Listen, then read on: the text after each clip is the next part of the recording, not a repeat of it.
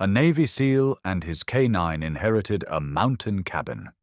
Then discovered a sacred secret under the snow swept across the Silver Peak Range in long, unbroken sheets, the kind of storm that made the world feel older than memory. Caleb Mercer guided his truck up the final switchback, headlights carving narrow tunnels of light through the blizzard. The engine rumbled under strain, but it was steady.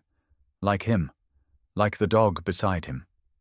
Rook sat upright in the passenger seat, a black and tan German shepherd with deep amber eyes that never stopped scanning the world beyond the glass.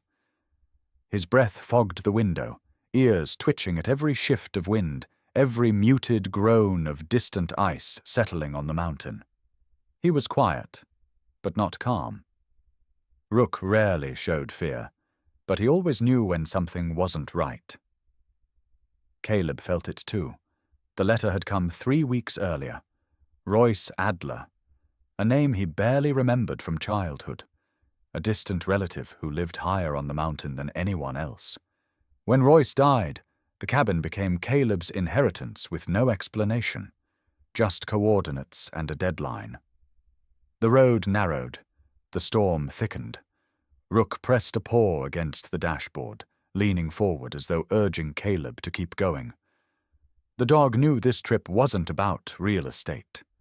He could sense the tension in Caleb's shoulders, the rhythm of his breathing, the memories he fought every time snow reminded him of the night he and Rook survived the blast overseas. They reached the wooden sign, half buried in snow. Adler cabin. Private. Caleb exhaled slowly. The air inside the truck felt too warm, too close. He pushed open the door, stepping into knee-deep powder. Cold bit instantly at his face, grounding him better than any breathing exercise the Navy ever taught him. Rook leapt down beside him, landing light despite his muscular frame. He sniffed the air once, then froze. His tail stiffened. His hackles rose just slightly, a subtle lift Caleb had learned to read like a warning light. "Easy," Caleb said quietly. But even he didn't believe it. The cabin appeared through the pine trees, its roof sagging under the weight of snow, the chimney cracked with age. It should have felt like something inherited. Instead, it felt abandoned, like the mountain itself had stepped back from it. Caleb pushed forward. Rook stayed half a step ahead, guiding without being told. The dog reached the porch first and stopped dead. He stared at the door, then at the snow beneath it. Caleb crouched. Fresh footprints. Not his, not Royce's. Someone had been here. More than one person. The lantern above the door swung gently, though no wind touched it. Caleb's pulse tightened. He placed his hand on the doorknob and felt it. Warmth. Someone had touched it recently. The door opened with a low groan. Inside, darkness. Cold, and a faint scent of dirt and fabric fibers disturbed recently. Drawers half open. A rug dragged sideways, boot prints across the old wooden floor. Not deep, meaning the intruders moved carefully. Caleb stepped in first. Rook followed, silent as a shadow. This didn't feel like a robbery. It felt like a search. Caleb moved toward the far wall where the cabinets were pulled open. Papers scattered. An old map tacked behind a loose panel. He leaned close. A muddy fingerprint dragged across the corner. Rook suddenly growled low, the sound deep and controlled. He wasn't warning of someone inside. The direction of his gaze was wrong for that. He wasn't looking at the door. He wasn't looking at the windows. He was looking at the floor. Caleb knelt. The floorboards near the center of the cabin were slightly warped, as if something below them had shifted recently. The wood felt colder than everything else around it. Rook pressed his nose to the seam, snorting hard. Then he stepped back, pacing, tail rigid with tension. "What do you see, boy?" Rook gave a sharp bark. Not alarm, not fear. Recognition. Caleb wedged his combat knife between the boards. The edge caught something metallic beneath the wood. He pried gently. The board lifted half an inch before settling back into place. Something was definitely down there. He stood, surveying the room again.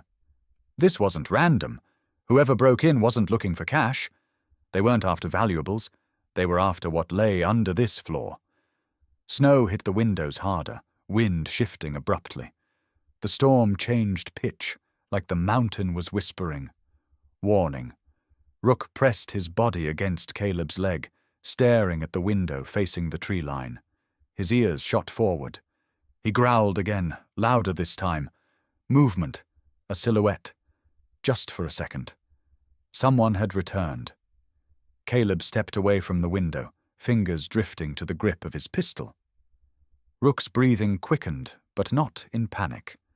In anticipation. A soldier's readiness. Then something unexpected happened.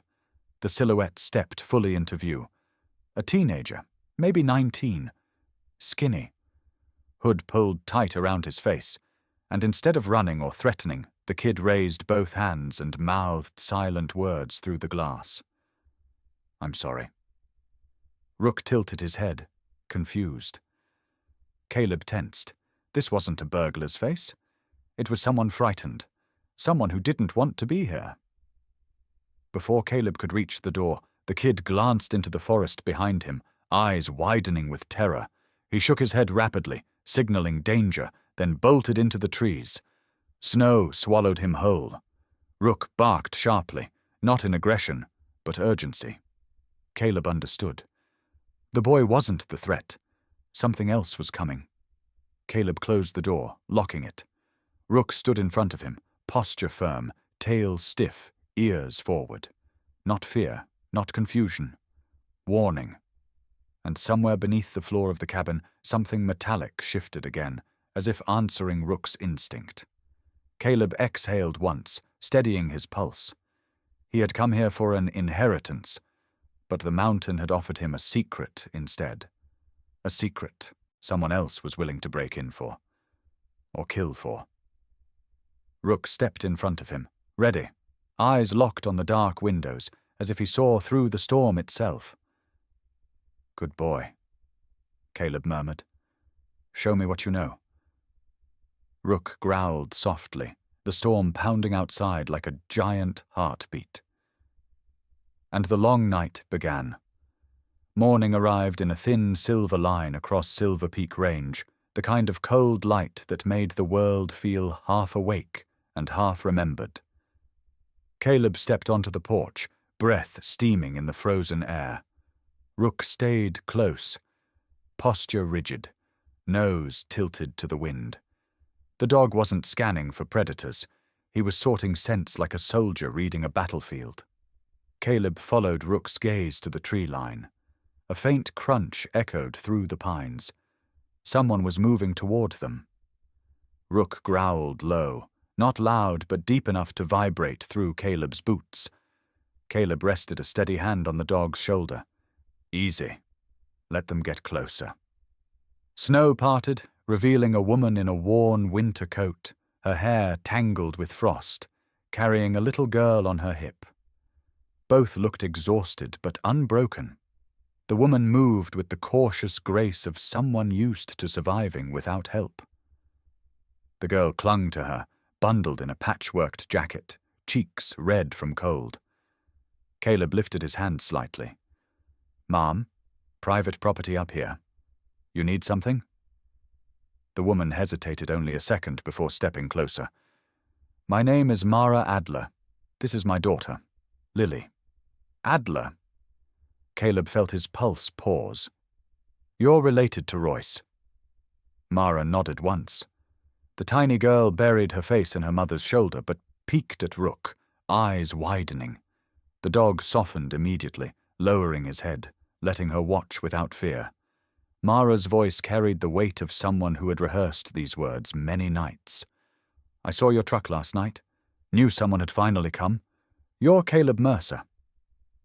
Caleb didn't ask how she knew. People who lived in the mountains learned to notice everything. Mara shifted Lily to the other arm, then spoke softly. We need to talk. About Royce, and about what he left behind. Caleb motioned them inside, but Rook blocked the doorway first, sniffing Mara's boots, then Lily's jacket. When he relaxed, Caleb let them enter. Inside the cabin, Mara's gaze moved over the scattered drawers, the footprints, the pried floorboards. They came back. Her voice was flat, almost resigned. Caleb narrowed his eyes. "You've seen them before." "Too many times," she whispered. Lily tugged on Mara's coat. "Mommy, can Rook come sit with me?" Rook trotted over and sat neatly beside her, tail brushing her boots. Lily giggled, burying her hands in his thick fur. Even Caleb felt some of the ice in the room break. Mara took a slow breath. "My father, Royce, wasn't just some mountain hermit. He was the last keeper of the Itka line, the mountain tribe that lived here long before Silver Peak existed." Caleb frowned. "I thought the Itka were erased a century ago." "Erased on paper," Mara replied. "Not in truth. My father kept their stories, their rites, their warnings." She looked at the warped floorboards with quiet dread. "And their responsibility." Caleb waited, sensing she was building toward something heavier. Mara stepped closer to him. "The keeper isn't a title, it's a duty. The mountain chooses. And before Royce died, he told me everything. He said the next keeper would come from his blood, but not through me." Her eyes held his. "Through you, Caleb." The words landed like a stone in his chest. "I barely knew the man." Mara nodded. "But he knew you. He followed your service, your missions. He said you carry a kind of weight the mountain recognizes, the same weight the keepers carried, and you're the only one left in his bloodline who can take it on." Caleb exhaled sharply. "This is a lot to swallow." "I know." She glanced toward Lily, who was tracing her gloved fingers along Rook's ear. "But it's true, and the ones who broke in last night know about the Itka. They've been trying to find what Royce hid for months." Rook suddenly stood, nose pointed toward the back window. He barked once, sharp and certain. Caleb turned. Fresh tracks in the snow, barely visible but unmistakable. Smaller prints, light steps, someone watching, someone cautious. The kid from last night. Rook pressed his nose to the glass, muscles tight. Caleb could feel the decision forming in him. The dog wanted to pursue. "Not yet, boy." Mara walked to the window, eyes narrowing. "That's Ian. He used to bring groceries to my father. Quiet kid, but scared of whoever he works for now. If he's watching, it means they're close." Caleb's jaw locked. "Who are they?" Mara hesitated, then lifted the sleeve of her coat, revealing bruises at her wrist. "A group that calls themselves Cultural Recovery Agents. Brennan's crew. They want what Royce protected. The sacred site of the Itka." Caleb felt the cabin tighten around them, as if the mountain itself leaned closer. Rook paced, nose pointed toward the floor now. He returned to the warped boards, pawing once, then looking at Caleb. Mara's eyes widened. He can smell it. Smell what? Mara knelt beside Rook, pressing her palm to the same spot. The air down there shifts when it wants to be found. Caleb knelt too. The cold from below radiated upward. Ancient, heavy, like a breath rising from the mountain itself. "The thing Royce died protecting," Mara whispered. "The reason Brennan's men keep coming back." A hollow thud echoed from beneath the boards, as if something below responded to their presence. Caleb pulled back instinctively. Rook didn't. He pressed closer, muscles trembling, not with fear, but recognition. Mara rose slowly, meeting Caleb's gaze. "Whatever is hidden under this cabin was meant for the keeper. For you." Caleb stared at the floor, at Rook, at the storm gathering outside. He came here for a signature, for an inheritance. But the mountain had already decided he was part of something far older and Rook had sensed it long before he did. The dog gave a soft whine and nudged Caleb's hand, as if urging him to listen. Caleb nodded once. "Show me, boy." Rook stepped back, ready to lead. Snow deepened across Silver Peak as Mara led Caleb and Rook through a narrow trail behind the cabin. The storm had softened, but the air carried an ancient stillness, like the mountain was holding its breath. Rook moved ahead, nose low, muscles coiled. Every few steps he glanced back at Caleb, urging him forward, then scanning the tree line again. Mara kept Lily close, the little girl bundled in Caleb's oversized scarf. They approached a cluster of fallen pines leaning against one another in an unnatural shape, branches woven tight by time and winter. Mara brushed snow from the base, revealing a slab of iced timber beneath. "Help me clear this." Caleb knelt beside her, heaving branches aside. Rook joined in, pawing at snow, snorting as flakes blew into his face. When enough weight was removed, Mara pressed her palm to a faint groove in the wood. Caleb watched as she traced it, almost tenderly. "Royce carved this when I was little. He said no outsider would ever see it." Her voice dropped. "Until now." A low metallic click sounded beneath her hand. The slab shifted. A slow draft of cold air seeped upward from the ground, older and heavier than the winter above it. Caleb pulled the door open. Rook stiffened, ears launching forward. A narrow staircase spiraled downward into the earth. Caleb flicked his flashlight on. The beam caught the stone walls, carved smooth, each step polished by generations of footfalls. "This isn't a shed," he murmured. "This is a vault." Mara nodded. Royce called it the sanctum, the last place the Etka kept their stories. Rook descended first, paws silent on the stone. Caleb followed, every instinct alert. Mara came last, holding Lily tight and steadying herself along the wall. The air grew colder as they descended, but it wasn't the cold that raised goosebumps on Caleb's arms. It was the feeling of being watched by something ancient that wasn't hostile, but awake. The stairs opened into a chamber carved into the mountain's spine. Shelves lined the walls, made from cedar darkened by decades. Strange markings curled across the wood in spiraled symbols. Rook sniffed the air sharply. His ears popped up, then he straightened his back, tail stiff. Not fear. Reverence. Caleb stepped forward, and the beam of his light settled on the first artifact. A mask, carved from red-heart cedar, its surface smooth, polished, and lined with patterns that resembled rays of fire. Hollow eyes stared forward, human but not. The Etka believed masks were more than symbols. Mara whispered. They were a way of remembering the dead. Wearing one meant carrying a soul. Next to it, placed on a stone slab, lay a disc the size of Caleb's palm, carved with a swirling sun that seemed to turn when the light shifted. Caleb reached toward it without touching. "This looks old. Older than any settlement in Sierra Pines." Mara said, "Royce told me the carving style predates every tribe recorded in this region. The sun meant life and judgment. It also marked the path to their last refuge." Caleb turned. The last refuge.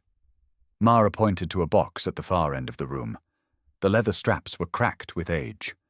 She opened it with shaking hands. Inside lay a single piece of tanned hide, curled at the edges but intact. Painted symbols stretched across its surface. Lines, dots, a spiral marking a hollow in the mountain. A sun carved in red pigment. Caleb knelt beside her. "What is that?"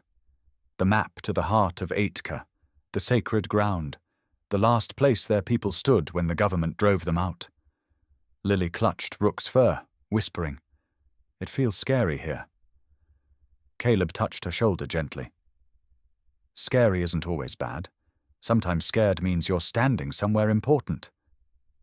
Rook suddenly broke the quiet. A sharp bark, loud, warning. The dog raced to the stairs, paws scraping stone. He stood rigid, staring up into the shaft, teeth bared. Caleb's hand moved to his pistol. Mara grabbed Lily and took a step back. The chamber fell silent, except for Rook's tense breathing. Then Caleb heard it. Light footsteps on snow above. Someone moving just outside the fallen pines. Rook barked again. 3 sharp bursts, the pattern he used during training to signal being outnumbered. Caleb snapped off his flashlight, plunging the sanctum into darkness. "Stay behind me," he whispered. Mara held Lily close, backing into the wall. A shadow crossed the opening above the stairs. Just a flicker, but unmistakable. Then another. Whispered voices, rushed, urgent. "They found us," Mara breathed. Caleb listened. The steps didn't come down the stairs. They moved in circles above the entrance, hesitant, searching. Rook continued to growl, deepening to a low rumble that vibrated through the stone floor. And then a voice drifted down. Not cruel, not threatening. A frightened whisper. "Caleb. Caleb Mercer, please, I didn't tell them about the sanctum. You have to trust me. They're coming back with more men. It was the teenager from last night." Ian.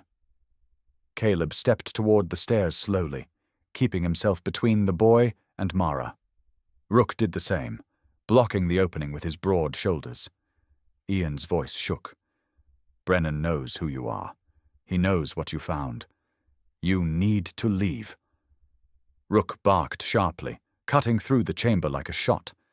But Caleb heard something else beneath the bark. Not aggression, recognition. He smelled the fear on the boy, but not malice.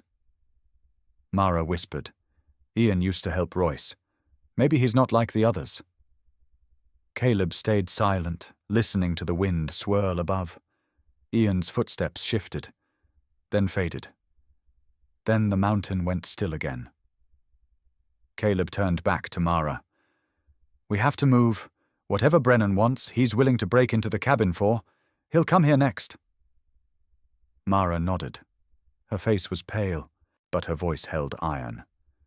"Then we go to the only place he can't reach. The heart of Itka." Rook huffed once, as if approving. He nudged the map with his nose, insisting it be taken. Caleb lifted the ancient hide carefully. The moment he touched it, a gust of cold air swept through the sanctum like the mountain exhaling. Rook whined softly, pressing against Caleb's leg. The dog was telling him what he already felt. This wasn't an accident. This wasn't luck. The mountain had been waiting for him. And now the chase had truly begun. By late afternoon, the storm eased into a pale grey haze drifting across Silver Peak. Caleb had barely stepped out of the sanctum with Mara, Lily, and Rook when the sound of tires crunching through frozen gravel cut through the stillness. Rook froze first, his entire body stiffened, tail lifted straight, ears pinned forward. A low growl rumbled from his chest, deep and controlled. Caleb didn't need more warning. Whoever had arrived didn't belong here. A white van crawled up the slope, too polished for mountain terrain. Its logo, printed on the side, read Cultural Recovery Division. The lettering was clean. Too clean, like it had been painted on yesterday. 3 men stepped out. The first wore a long black coat, gloves to the wrist, and a smile that didn't reach his eyes. Hale Brennan. His hair was neatly silvered at the temples, his face lean and sharp. He looked like a professor, but his posture was military, the kind of man who understood power more than truth. Brennan lifted a hand in greeting. "Mr. Mercer, I presume. We heard of the passing of Royce Adler. I'm sorry for your loss." The politeness had the weight of a lie. Behind him stood a thick man with tattoos crawling up his neck. Vox, built like a battering ram. His nose had been broken enough times that it sat crooked, and he carried a metal case with a grip too tight for academic equipment. The third was the boy from the woods. Ian, hood up, eyes darting everywhere except at Caleb. He looked terrified, standing on the wrong side of the line. Rook stepped forward, planting himself between Caleb and the three men. He didn't bark. He didn't lunge. He simply stood tall, head level, eyes locked on Brennan with the kind of cold assessment only a trained K9 possessed. Brennan's smile twitched. "Call off the dog. He's making my team nervous." Caleb crossed his arms. "If he were nervous, you'd know." Vox sneered. Ian swallowed hard, shoving his hands deeper into his pockets. Brennan gestured toward the cabin. "We received word that Mr. Adler had cultural artifacts in his possession, items of historical value that may belong to the state. We're here to evaluate them." Caleb studied their clothes, their boots, the way Vox's jacket lifted slightly on the right side. A concealed weapon. Brennan didn't wear archaeologist gloves. He wore tactical gloves used for grip, not preservation. And Ian couldn't stop shaking. Not from cold, from guilt. "You're not here for preservation," Caleb said quietly. "You're here for something Royce protected." Brennan's eyes narrowed just a fraction. Then he smiled again. "Persistence. I respect that." Rook's growl deepened, vibrating through the snow. Mara stepped out from behind Caleb, Lily clutched in her arms. "Stay back," she warned. "This is private land. You have no authority here." Brennan softened his tone, as if addressing a frightened animal. "Miss Adler, your father kept records we would like to retrieve. They're not yours, and they're not his." Caleb stepped forward. "Then show me your federal ID." A thin crack finally broke Brennan's facade. Vox shifted his weight, preparing for something. Ian flinched, taking a small step away from the van. Brennan kept smiling. "Our identification is inside. Protocol." "Then stay in the van," Caleb said. "You're not stepping foot inside this cabin."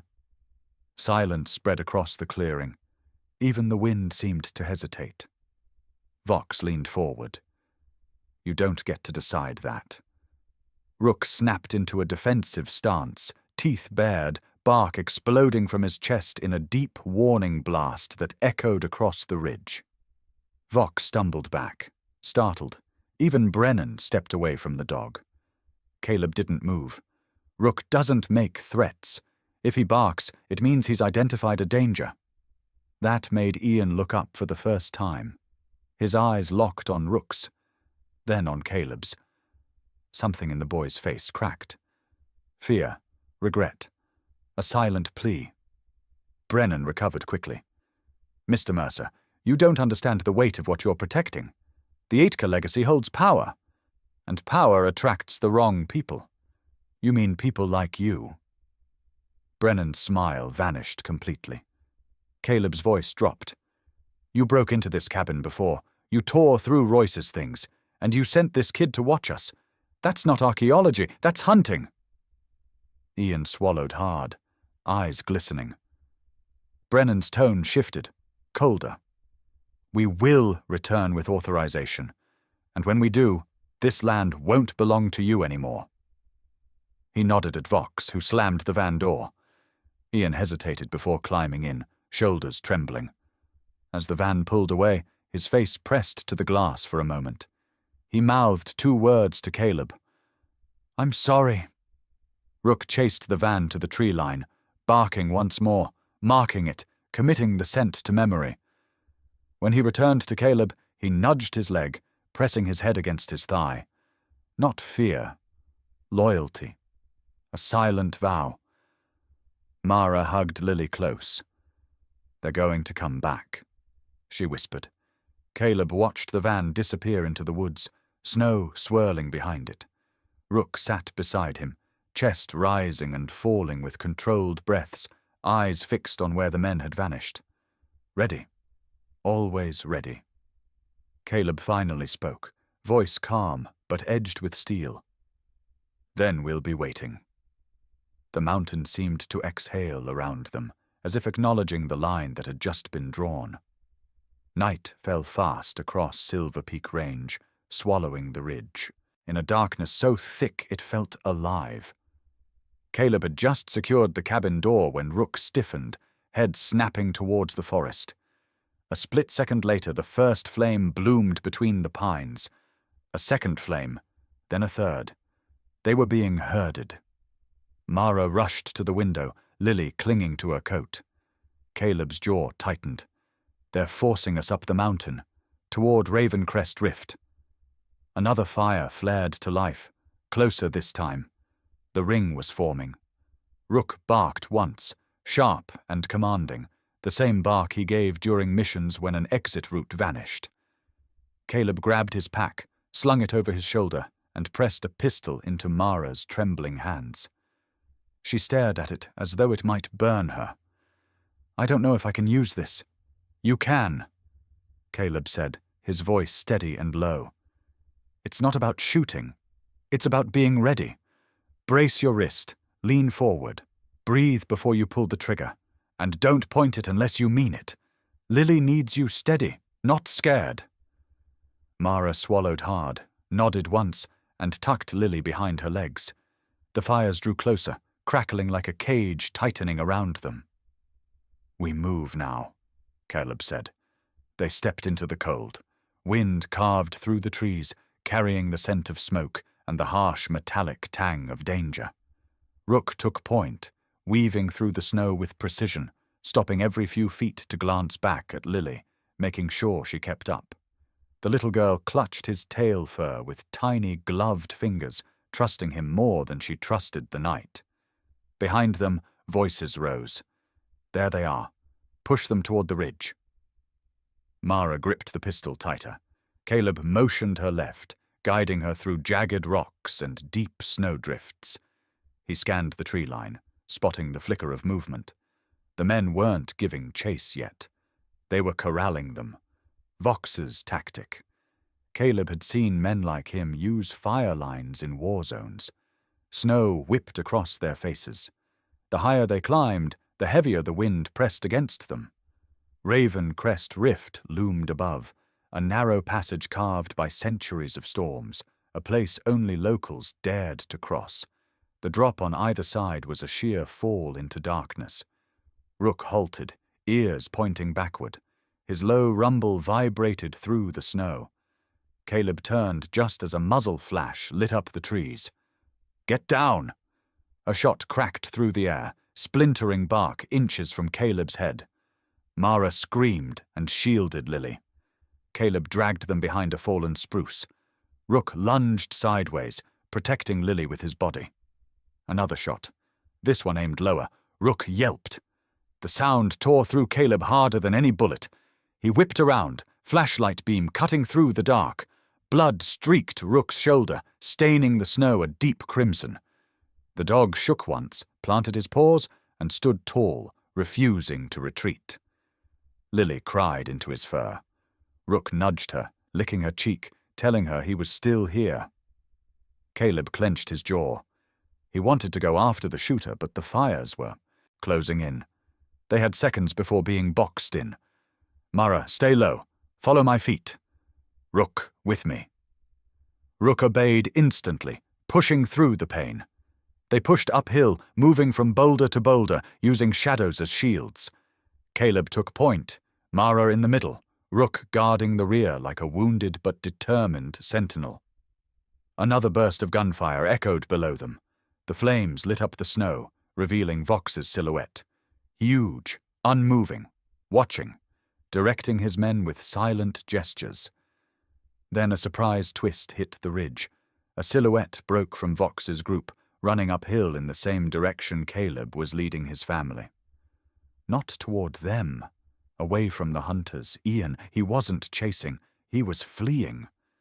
Caleb caught a brief glimpse of the boy's face illuminated by firelight. Fear, regret, resolve. Ian waved frantically at them from the rocks above. "This way. Hurry." Mara hesitated. Caleb didn't. Rook growled low, not at Ian, but at the danger closing from behind. The dog could detect lies faster than humans. He wasn't growling at the boy, he was urging them forward. Caleb followed Ian up the narrow switchback, guiding Mara and Lily behind him. A bullet whistled past Caleb's ear, slamming into the cliffside. Snow exploded around them. Lily screamed. Rook rushed to her side, shielding her again. Caleb turned on reflex, aiming at the muzzle flash and firing a warning shot that ricocheted off a tree. Enough to slow them down, not enough to hit anyone. Ian ducked behind a rock, waving them through a slit in the cliff. "This way, they can't reach you from here. Hurry!" Caleb scanned the path. Narrow, jagged, dangerous, but defensible. "Move!" he ordered. Mara squeezed through with Lily. Rook followed, blood dripping in small drops that steamed in the cold. When Caleb pushed into the passage, the trail behind them lit up. Vox had set a second ring of fire. They wanted to burn them out, drive them into a dead end. But Ian tugged Caleb's sleeve, voice cracking. "There's another way through the ridge. Roy showed me once. I can get you there. But you need to trust me now." Caleb studied the boy's face, his shaking hands, his terrified eyes, his desperate courage. Rook stepped beside Ian, sniffed his jacket, then bumped his shoulder gently. Approval. Ian exhaled in relief, tears forming. "I didn't tell them about the sanctum, I swear." The fire roared below, embers whipping into the air. Caleb nodded once. "Then lead the way." With Rook limping but determined at their side, they pressed deeper into the narrow passage, away from the flames, away from the hunters tightening the mountain like a fist, but not away from danger. Not yet. Ravencrest Rift was waiting. Ravencrest Rift was a scar in the side of the mountain, a jagged split of rock that funneled the wind into a howl. Snow whipped through the narrow passage in hard, stinging sheets. Caleb squeezed through first, then reached back for Mara and Lily. Rook slipped in beside them, his shoulder stained dark where the bullet had grazed him. He barely favored the leg, but Caleb could see the stiffness in every movement. Pain was there. The dog just refused to yield to it. Ian scrambled in last, eyes wide, breath smoking in short bursts. The moment he cleared the gap, Caleb turned and pressed his back to the rock wall, scanning the path they had just come up. Below, flames flickered between the trees, orange and hungry against the white. Vox and Brennan were driving their men up the slope, torches and flashlights bouncing in the dark. The fire line was creeping higher, trying to push them deeper into the rift. "This is as far as we go without a plan," Caleb said quietly. Mara wrapped her arms around Lily. The little girl was shaking, face buried in her mother's coat. Rook walked over and pressed his body against them, his warmth and weight anchoring them in the chaos. Lily's small hand slid into his fur, fingers curling tight. His ears relaxed just a fraction. Ian looked at Caleb with desperate urgency. "There is a chamber up ahead, a kind of pocket cut into the rock. Royce used it when storms hit. It is tight, but you can hold there. You mean we can get trapped there?" Caleb said. Ian swallowed. "Or you can make your stand there. They cannot surround you if they can only come from one side." Caleb listened. The wind roared through the rift, swallowing softer sounds. But there, underneath, he picked up the faint crunch of boots in the snow, the clink of metal, a curse carried upward. They were coming. "All right," Caleb said. "Show me the chamber. Rook, watch our six." Rook understood the command instantly. He trotted to the rear of the group, positioning himself so he could see both the way they came and the path ahead. Every few steps he glanced back toward the glow of the fires below, as if counting the distance for Caleb.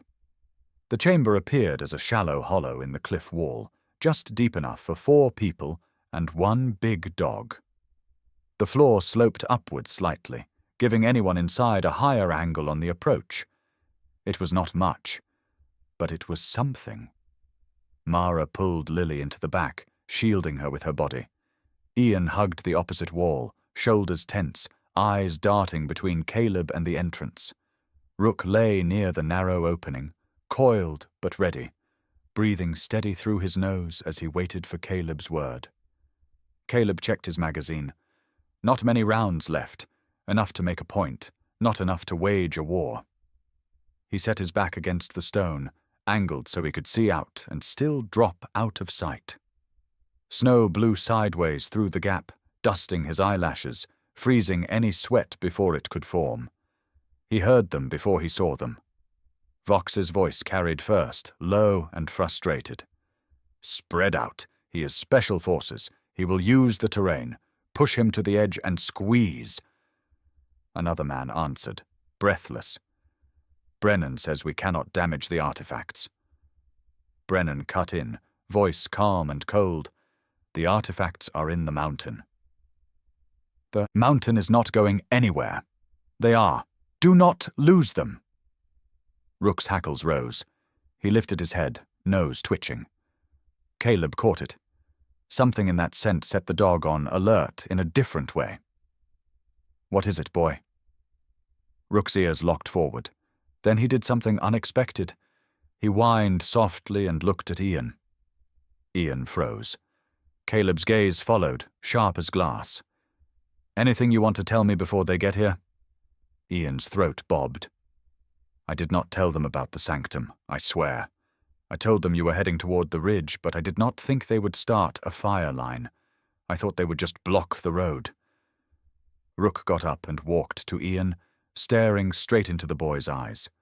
It was almost human, that look. Searching. Measuring. Ian held the gaze, tears welling despite the cold. "I am trying to fix it now." Rook stepped closer, sniffed his chest, then licked his knuckles once. Approval. Conditional, but real.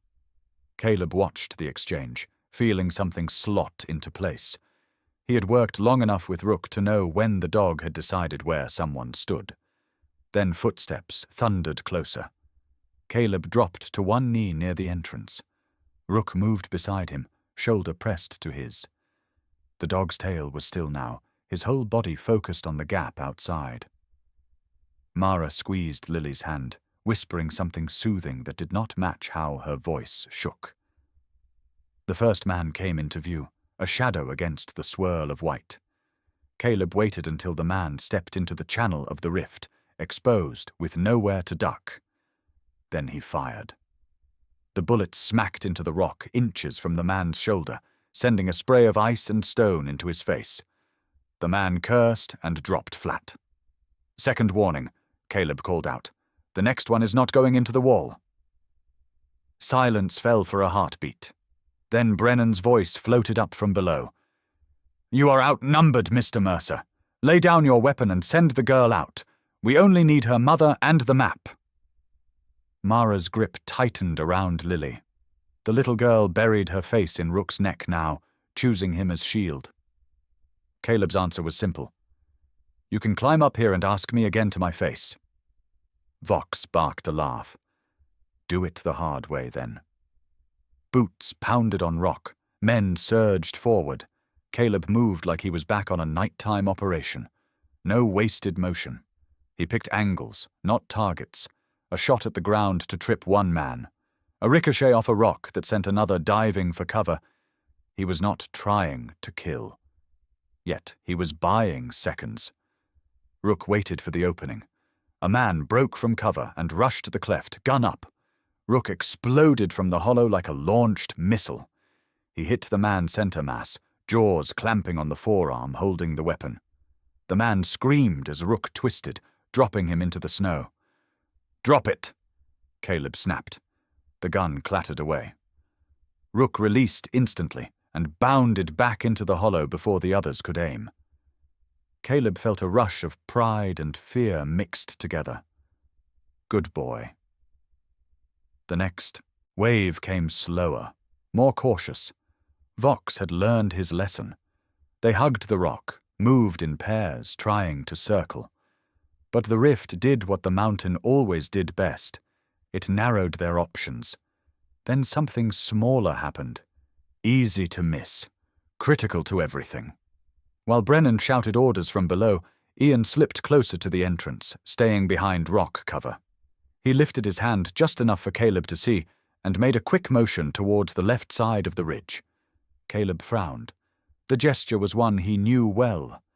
Not from this mountain, from training, from SEAL hand signals. Flank open. Caleb blinked once. Where did you learn that? Ian whispered. Royce. He taught me some of your signals. Said if you ever came, I should know how to talk to you without words. Down below. Vox shouted. Left side, cut him off. But Ian kept moving his fingers, faster now, shaping another message. 2 on the right. Brennan behind. Sheriff with them. Sheriff. The word cut through Caleb like ice. So the local law was here. That meant this was worse than a greedy private crew. This was stitched into the town itself. Rook let out 3 short barks. New scent. Strong. Caleb knew that pattern too. Someone important had arrived. Snow thickened, wind screaming through the rift. Visibility dropped. Flashlights below turned into blurred stars. We cannot stay here, Mara whispered. We are not staying. We are shifting, Caleb said. Ian, get them ready to move. Where? Ian asked. Straight through the middle. It sounded insane. But the storm had turned, slamming sideways across the mountain. The same wind that cut their skin also erased tracks and blurred sightlines. You want me to run Lily through a firefight? Mara said, voice tight. I want you to run her through a snow curtain with a Navy SEAL and a K9 who know how to disappear. Caleb said. There is a difference. Rook nudged her leg, then Lily's. His calm gaze said what Caleb could not. Trust him. Trust me. Caleb took one last look over the edge of the hollow. Vox's men had crept closer, creeping between rocks. They would be at the chamber in less than a minute. He turned to Rook. You are going to hate this. Rook tilted his head. Decoy run. Caleb said softly. Draw them right. We go left. Rook blinked once, then stood. Caleb squeezed his shoulder where there was no blood. You go loud and ugly for 5 seconds. Then back to me. You do not be a hero. Got it. Rook huffed, like he took offense at the last part, and then slipped out into the snow. He blasted down the right side of the ridge, barking in rapid, ferocious bursts, his silhouette just clear enough to draw fire. Shouts erupted below. Shots snapped after him, wild and hurried. Men moved to chase. There, the dog. Take him! Caleb did not let himself flinch. He knew Rook. He knew his speed, even injured. He could hear the dog weaving between boulders, using the storm like another layer of cover. Now, Caleb said. They bolted left, hugging the cliff, staying low. Ian led the way, ducking under a lip of rock that opened into a narrower cut in the ridge. Mara ran with Lily tucked against her chest. Caleb brought up the rear, gun ready, eyes scanning the chaos for any threat that got too close. A bullet cracked nearby, close enough that Caleb felt the air punch past his ear. He turned and fired a single controlled shot into the snow near the muzzle flash, buying another heartbeat. Then Rook appeared out of the storm, launching up the slope to rejoin them. He fell into step beside Lily, panting hard but eyes bright. His fur was streaked with more blood, but most of it was not his. Good boy! Caleb breathed. They pushed on, lungs burning, legs numb. The ridge dipped into a shallow basin that offered brief shelter from the wind. Caleb was about to call for a stop when the mountain itself changed sound. The wind did not die. It was drowned out. A deep, rhythmic chop rose above the storm. At first it sounded like the mountain cracking. Then the pitch shifted, familiar to Caleb in a way that sank straight into his bones. Helicopter. Mara looked up, blinking ice from her lashes. Is that them? The air filled with the thumping roar of rotors. A searchlight tore through the blizzard, a harsh white beam ripping across the ridge. It swept over Vox's men, over the burned tree line, over the basin where Caleb and the others crouched. Then it stopped, locked onto them. Lily gasped and buried her face in Rook's neck. Rook did not flinch. He stared up into the light, tail lifting, as if sensing that this sound was different from the fire and gunshots below. Caleb watched his ears. The dog's body eased just enough. He recognized the tone of the rotors. Military trained, controlled. A voice boomed through a loudspeaker, distorted but clear enough.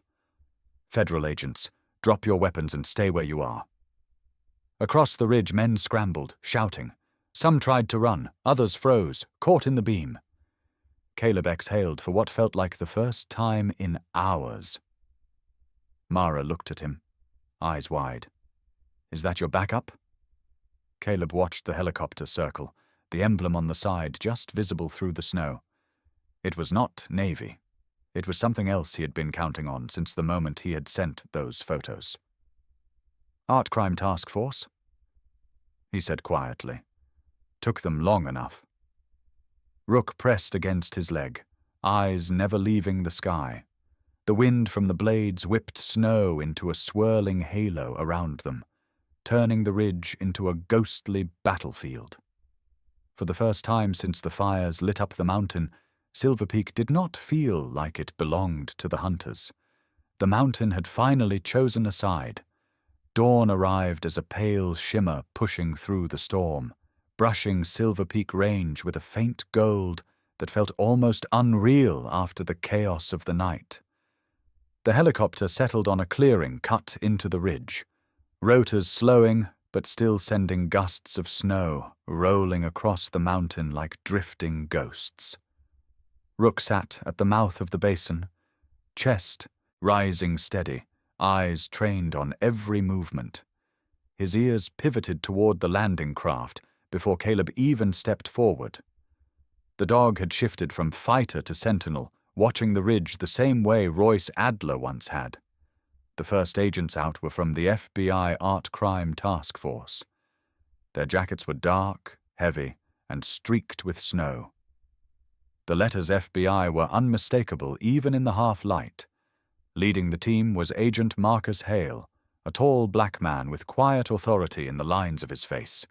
He moved like someone who had stepped into too many rooms full of danger and survived each one by listening before acting. Behind him walked Agent Vera Quinn, compact and sharp-eyed, and Agent Hugo Hart, a broad, calm presence who scanned the surroundings with soldier-like caution. Marcus met Caleb halfway up the slope. "Mercer," he said, voice edged with relief. "You picked one hell of a mountain to inherit." Caleb breathed out a tired laugh. "You took your time. We had to confirm your intel. Your photos—" Marcus shook his head. "Those artifacts are older than anything on record for this region." Washington nearly lost its mind. Before Caleb could answer, another shout echoed from the trees. "Contact, North Line." 3 state troopers and 2 FBI agents moved up the ridge in formation, flanking Vox's men. The hunters had scattered in the storm, but the new light exposed everything. Footprints, trails, panicked movements. Rook's body tensed. Caleb placed a steady hand on his side. "Wait." Vox was the first to appear, dragged out from behind a fallen pine. He fought like a bull, muscles straining, curses cracking through the morning air. 2 agents struggled to keep him pinned. A third finally cuffed him, knee in his back, while he roared into the dirt. Caleb saw Ian in the background, hugging himself, shoulders trembling. Yet he didn't look away from Vox. He watched the big man fall with a complicated mix of fear and strange relief. Vox twisted his neck just enough to shout at him. "You little snake, you're dead the moment we get out." Ian flinched, stepping back. Rook immediately moved in front of him, planting himself between the boy and the threat with an unmistakable message. "Not today." Caleb's voice cut across the slope. "Ian is under my protection." Marcus gave Caleb a brief look. That good, quiet kind of approval. He turned to his agents. "Bring him down for questioning. Separately." As they dragged Vox toward the clearing, another figure broke from the forest, stumbling through broken branches. Dr. Hale Brennan. His coat was torn, his perfect hair matted with melted snow. He tried to run left, then right, but the agents had already boxed him in. Brennan froze, breath heaving, eyes wild with denial. "This is a mistake. You are interfering with federal cultural recovery. I have permits. You need to speak to the sheriff. He'll confirm." Ian stepped forward before anyone else could answer. "No, he won't." The words cracked through the cold. Brennan whipped his head toward Ian. You ungrateful little coward." Ian didn't back away. He looked at Marcus instead and spoke with a steadiness that surprised everyone, even himself. Brennan paid the sheriff of Sierra Pines. He signed off on land surveys and sealed reports. Brennan told him where Royce Adler kept the artifacts. He knew about the sanctum. Marcus studied Ian closely. "You're willing to testify?" Ian nodded. His breath shook, but the decision did not.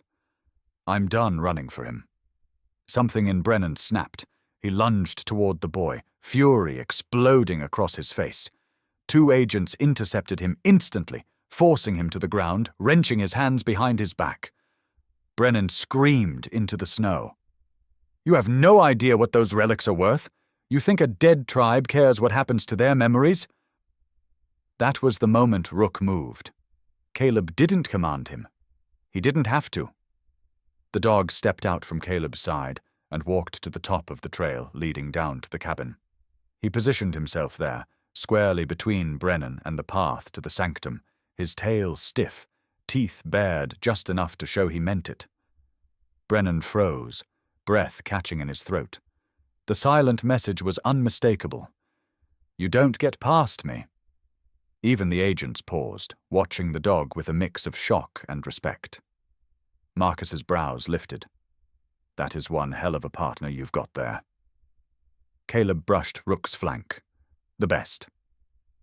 With Brennan cuffed and Vox hauled toward the waiting vehicles, the ridge finally seemed to relax. The fires were snuffed out. The hunters were corralled. The cold shifted from threat to simple winter air. Mara walked slowly towards the sanctum, Lily clinging to her coat. The FBI had already marked the site, placing protective barriers and cataloguing the interior with gentle precision. Mara stopped at the entrance, her breath catching. She wasn't crying from fear, it was relief, vindication, grief, gratitude. The Aitka's legacy was finally protected by law, not hidden, not hunted. Lily tugged her sleeve. "Mummy, are the stories safe now?" Mara nodded, tears slipping down her face. "Yes, they're safe now." Rook climbed the porch steps and stood in front of the cabin door, refusing to move as the agents led Brennan down the path.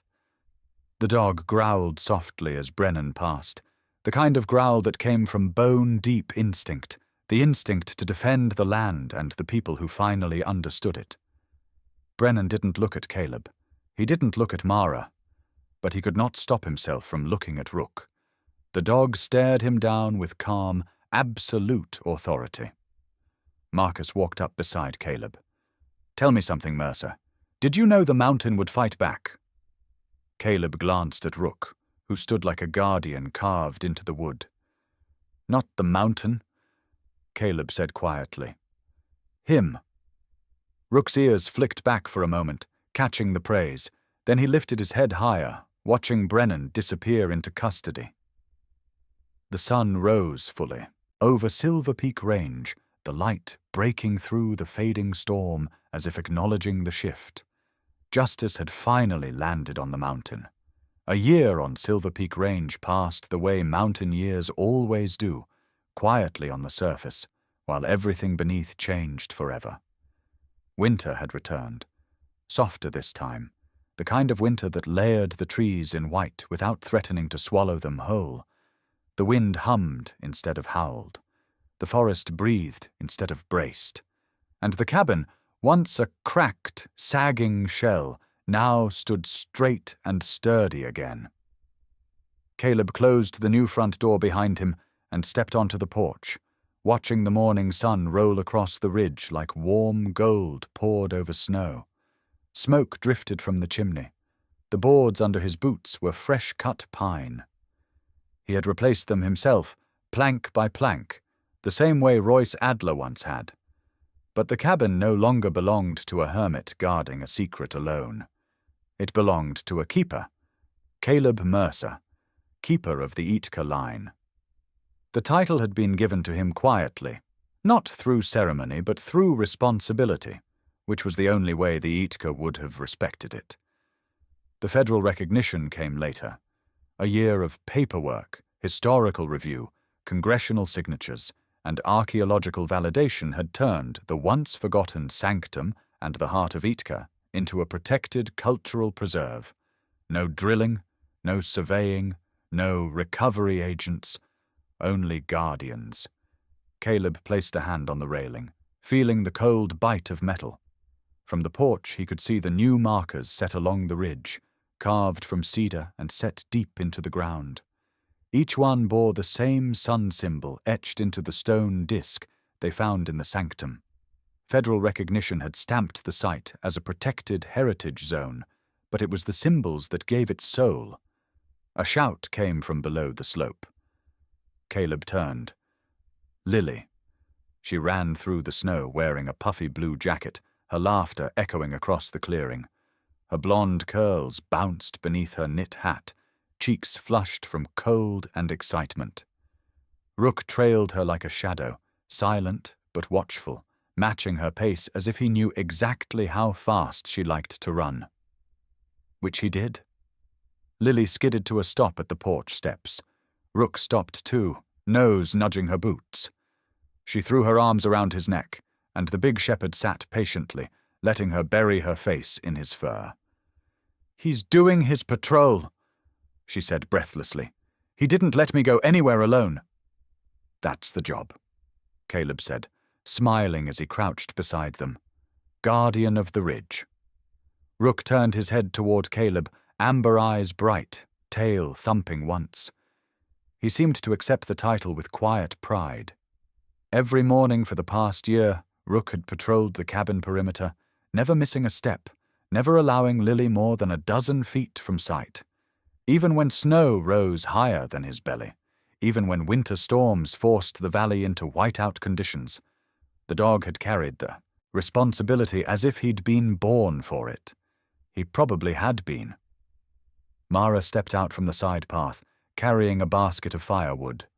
Her dark hair spilled from under her winter hood, streaked with strands of copper from sun and wind. She paused on the trail, watching Lily and Rook with a tenderness that had deepened into something steady over the months. "The mountain approves of him," she said softly, referring to Caleb.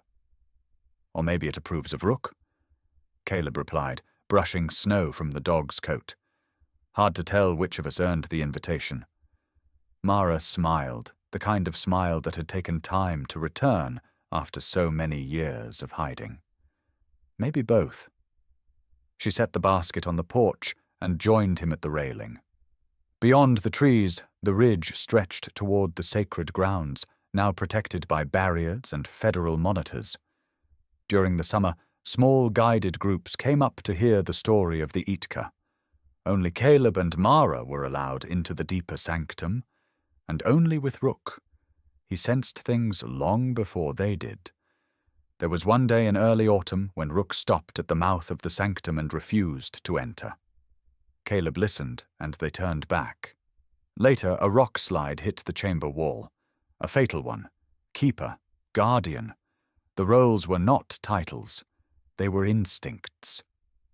Lily tugged Caleb's sleeve. "Can we visit the markers today?" She always asked with reverence, not excitement. Even at her age, she knew the ground held something older than stories. Caleb nodded. "After breakfast." Rook barked once, eager approval. He trotted to the edge of the porch, scanning the tree line again with that measured patience. Even a year later, he never forgot the night they fled the fires. He never forgot Brennan's face. He never forgot the responsibility handed to Caleb, and by extension, to him. Silver Peak had changed, but danger had taught Rook never to relax fully. Mara wrapped an arm around herself, watching him. He's different now, more serious. Caleb nodded.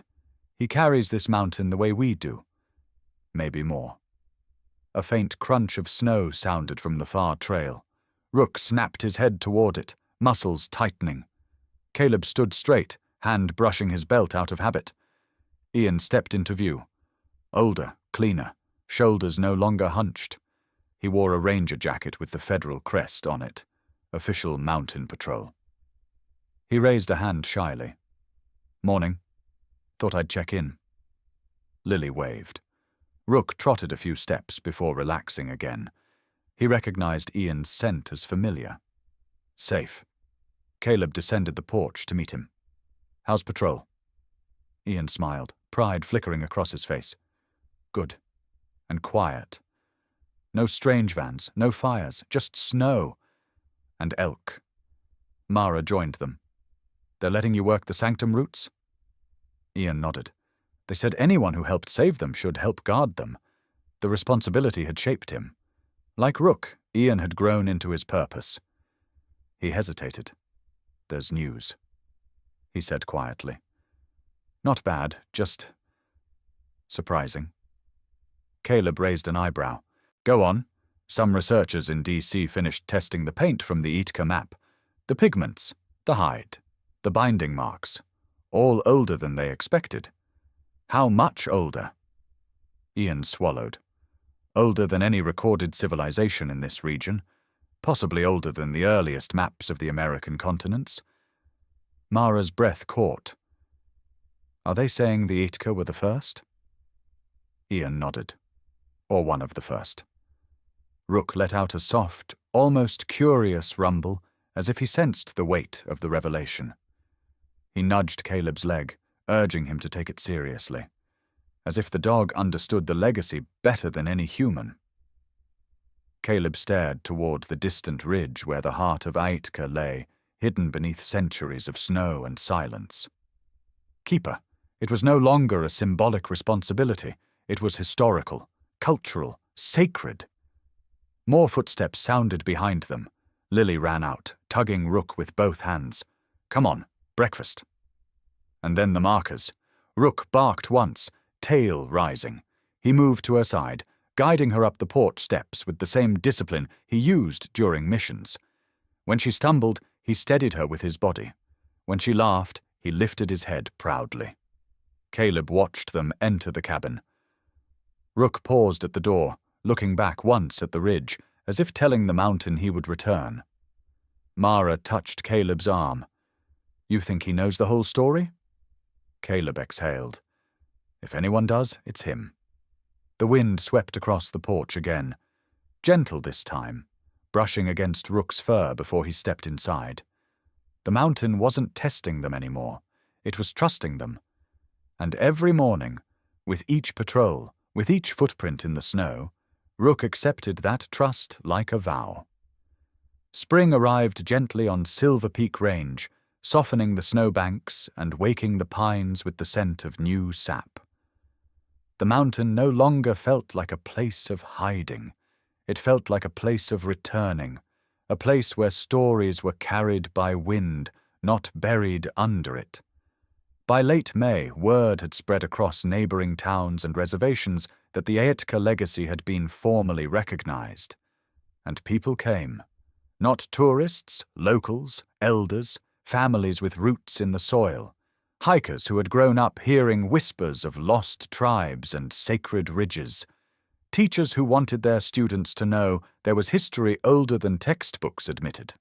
They gathered at the foot of the ridge every weekend, forming small, respectful groups guided by U.S. Forest Service rangers and cultural preservation officers. Caleb waited for them near the newly built trailhead shelter, his posture relaxed but attentive, the same way he had waited for teammates on night missions. Rook sat beside him, wearing the bright orange vest of a certified search and rescue K9. His ears twitched at the sound of every approaching footstep, but he stayed still until Caleb gave him a quiet nod. Then he stood. When the guests arrived, their eyes always went first to Caleb, then immediately to Rook. Some children whispered to their parents. Some elders nodded as if recognizing him instinctively. They seemed to sense what the mountain already knew. This dog had carried a story of his own. Caleb began each tour with the same opening.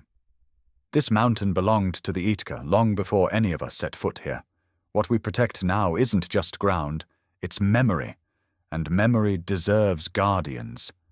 Rook stood at his side while Caleb spoke, scanning the crowd softly, never intrusive but always aware. Some people took photos, but only when Caleb allowed. The atmosphere around Rook felt almost ceremonial, as if the dog himself was part of the living exhibit. After each guided talk, inquiry after inquiry followed. Is he the one who found the sanctum? Did he really protect a child up here? Is it true he faced down armed men? Caleb's voice stayed humble. He didn't boast. He simply answered with the truth. Rook didn't protect sacred ground because he was trained to. He protected it because he knew what mattered. One afternoon, while a group was taking notes by the cedar marker posts, an older man approached Caleb quietly. He carried a hand-carved flute and wore a necklace of polished river stones. "My grandmother told me of the Itka sun symbol," he said. "She said one day a guardian with 4 legs would return to the ridge, someone strong enough to warn the mountain before danger came." Rook walked to the man gently, resting his head against the man's knee. The elder smiled, not surprised, just grateful. Caleb watched with a tightening in his chest. Some destinies weren't assigned. They were recognized. As heritage education grew, so did something else. People began asking Caleb for help, not with artifacts, with their dogs. After hearing what Rook had done on the ridge, families from Silver Pines, Everwood Junction, and even as far as Ash Valley began showing up at the cabin, asking if Caleb could teach them how to train their own dogs for emergencies. Missing hikers, avalanche alerts, lost children on mountain trails. At first Caleb hesitated. He wasn't a trainer by trade. He was a SEAL, a survivor of missions that took more than they gave. But Rook nudged his leg, then touched his nose to the first aid kit by the door, as if telling him he already knew what to do. So Caleb opened the search and rescue workshop. Every week, small groups came up the mountain, bringing huskies, cattle dogs, retrievers, healers, and mixes of every kind. Some dogs were nervous, some were overconfident, some were just happy to be outside. But every single one looked to Rook when the training began. He didn't bark commands, he didn't push, he simply demonstrated quiet authority, focus, purpose. The other dogs watched him, absorbing the discipline like a language. Caleb adjusted harnesses, taught scent trails, demonstrated emergency carries, and showed families how to pay attention to subtle cues, the direction of a tail, the shift of a paw, the soft warning rumble before a threat. Parents thanked him. Kids adored him. Hikers felt safer knowing a ridge-trained dog community was forming. And through it all, Mara and Lily were there. Mara helped with logistics, supplies, and safety briefings. Her calm voice steadied the nervous trainees. Her smile warmed even the coldest mornings. Sometimes she walked beside Caleb at the end of a long day, carrying thermoses of cocoa while watching the sunset burn gold through the pines. Lily often sat in the snow with her sketchbook, drawing the ridge, the markers. And always, Rook. The dog lay beside her, patient and proud, letting her rest her head against his side while she worked. At night, when the cabin lights glowed soft against the snow, the 3 of them looked less like survivors of a winter siege and more like what Caleb never thought he'd have again, a family, a quiet one, a second chance kind of family, made not of blood, but of choice, healing, and the courage to build new belonging. Caleb didn't say it aloud, but the mountain seemed to feel it too. The storms softened. The winds carried warmth even on cold mornings. The forest felt less like a sentinel and more like a companion. One evening, after a long day of training, Caleb stood on the porch with Mara beside him. The valley glowed with early dusk. Rook lay at his feet, chin on his paws, tail thumping lazily whenever Lily peeked out the window. Caleb looked down at him. "Did you ever think we'd end up here?" Rook lifted his head, meeting Caleb's eyes with a calm, almost knowing look that carried a lifetime of battles, warnings, and instinctive loyalty. Then he nudged Caleb's boot gently, as if to answer the only way a soldier dog knew how. "Not where, Caleb. Who?" Lily burst out the door, laughing, and Rook sprang up, circling her before guiding her safely down the stairs. Mara touched Caleb's hand, leaning against him. "He's more than a dog," she whispered. Caleb nodded. "He's a legacy." And the mountain, listening the way it always had, seemed to agree. The studio lights were softer than Caleb expected. Warm, almost gentle. Nothing like the blinding floodlights of mission briefings or the harsh red glow of helicopter cabins. The local news station had set up the interview on the porch of the rebuilt mountain cabin, cameras standing tall against the early evening light. Snow rested on the trees like untouched frosting. The mountain behind them breathed in slow, steady silence. Rook sat at Caleb's side, big and composed, fur thick against the cold.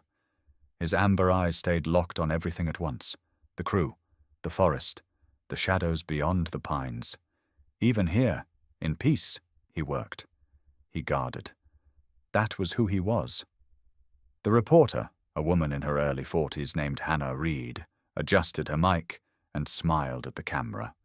"Today we're here at Silver Peak Range with Navy SEAL veteran Caleb Mercer and his search and rescue partner, Rook, a team whose story has captured hearts across our region." She looked toward Caleb. "People want to know what happened on this mountain last winter, how you knew trouble was coming before authorities did." Caleb rested a hand on Rook's head. The shepherd's ears twitched, but he didn't move. Hannah leaned in. "So let me ask you directly, Caleb. How did you know the mountain was in danger before anyone else?" Caleb didn't answer immediately. He looked to the ridge, where the last sunbeam was slipping behind the trees. He had seen battles, lost teammates, survived ambushes that never left his dreams. But none of those moments could explain how he knew. So he told the truth. "I didn't." He kept his hand on Rook's head, fingers brushing the thick winter coat. "He did." Hannah blinked. "Rook?" Caleb nodded. He heard something that night. Not just danger, not just movement, something deeper, something the rest of us missed. He heard a truth no human could hear, and he refused to ignore it. The crew fell silent. The wind stilled, as if listening. Hannah gestured to the camera operator, who slowly zoomed in. The lens tightened on Rook's face. In that close frame, his eyes didn't look like an animal's. They looked aware, steady, deep, as if reflecting a story the world had forgotten to read. The kind of eyes that had watched fire lines climb the mountain. The kind that had seen Lily frightened and had stepped in front of her without hesitation. The kind that had sensed Vox's trap before it fully formed. The kind that had refused to abandon Caleb, even bleeding in the snow. His gaze was the gaze of a soldier. Hannah murmured softly, "He's extraordinary." Caleb smiled. "He's loyal. That's rarer than people think." The camera pulled back. Caleb straightened slightly, shoulders firm but relaxed, the way a man stands when he's finally carrying something he's meant to carry.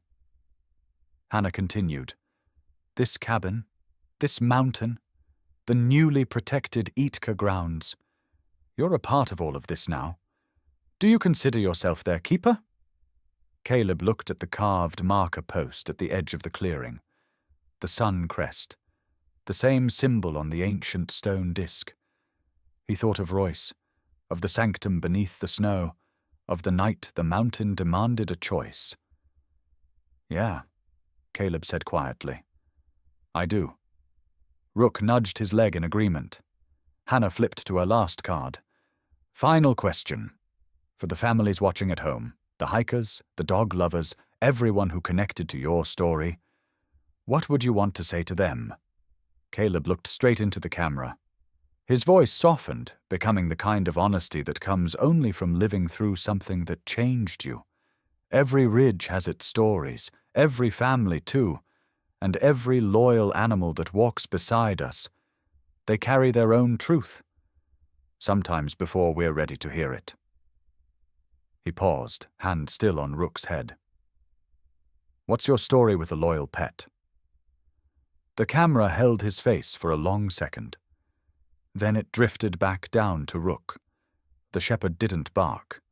He didn't move. He simply stared into the lens, eyes calm and bright, as if inviting every viewer to share a memory of their own companion, their own guardian, their own small miracle. Snow began to fall, soft and slow. Hannah lowered her mic. That might be the best closing line we've ever filmed. Caleb chuckled under his breath. Rook takes most of the credit. As the crew packed up, Lily burst out the cabin door, scarf trailing, boots thudding in the snow. Rook bounded toward her, tail sweeping wide circles, body shaking off the last of his soldier's stillness. She wrapped her arms around him, giggling as his warm breath fogged against her cheek. Mara stepped out behind her, hands tucked in her coat pockets.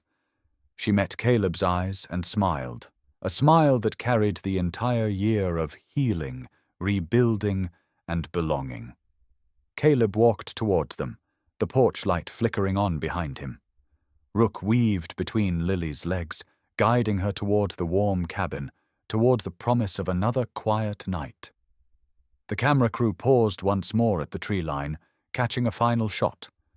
The cabin glowing warmly against the snow, a family standing tall together, and a German shepherd guarding them with unwavering purpose. Then the screen faded to black, and a soft caption appeared. If stories like this touch your heart, support our channel and help more people discover the strength and loyalty of dogs like Rook. Subscribe to German Shepherd Stories, where every hero has 4 legs.